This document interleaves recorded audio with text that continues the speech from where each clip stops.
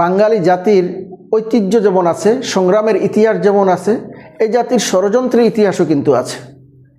এই বাঙালির মধ্যে বা এই জাতির মধ্যে কিন্তু মির্জাফরও ছিল। বলছিলাম আগামী নির্বাচন পিছানোর যে একটা ষড়যন্ত্র, সেটা কিন্তু চালু হয়েছে। বিভিন্নভাবে পর্দার অন্তরালে খেলা কিন্তু চলছে। যে কোনোভাবেই হোক, যে কোনো অজুহাতেই হোক, নির্বাচনটাকে পিছিয়ে দিয়ে হরিলুট করার যেটা চলছে সেটা যেন চালিয়ে দেওয়া যায়।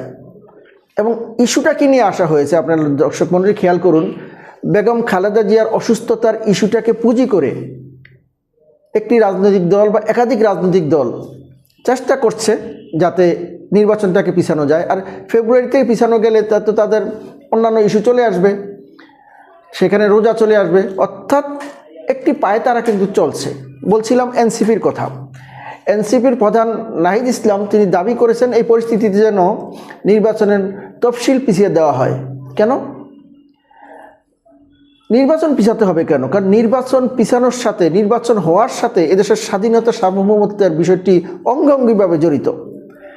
আপনারা খেয়াল করে দেখবেন, গতকালকে একজন রিট করেছে হাইকোর্টে যে নির্বাচন বিভিন্ন ঠুনকো অজুহাতে এক রাজনৈতিক দলের উনি সেক্রেটারি, ওনার নাম হচ্ছে ইয়ারুল ইসলাম, যিনি কিনা হাসিনার নির্বাচনের গিয়েছিলেন গত 2024 সালে।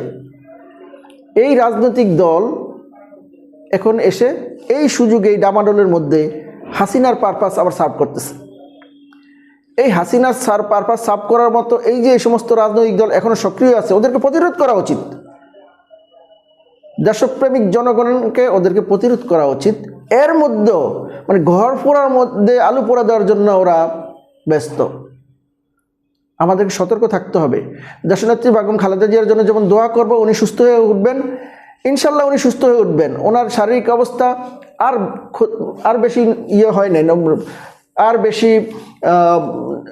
ক্ষতিগ্রস্ত হয় নাই, আর বেশি উনি অসুস্থ হন নাই, বেশি অসুস্থ হন নাই, উনি সুস্থ হয়ে উঠছেন। অতএব খালেদা জিয়ার ইস্যুর সাথে নির্বাচনের ইস্যুর কোনো সম্পর্ক নাই। নির্বাচন যেন যথাসময় হয় এবং আগামী 11 তারিখে তফসিল ঘোষণার বিষয়টি আছে সেটি যেন হয়, নয়তো কিন্তু বাংলাদেশ বিপদে পড়বে। সতর্ক থাকতে হবে আমাদের।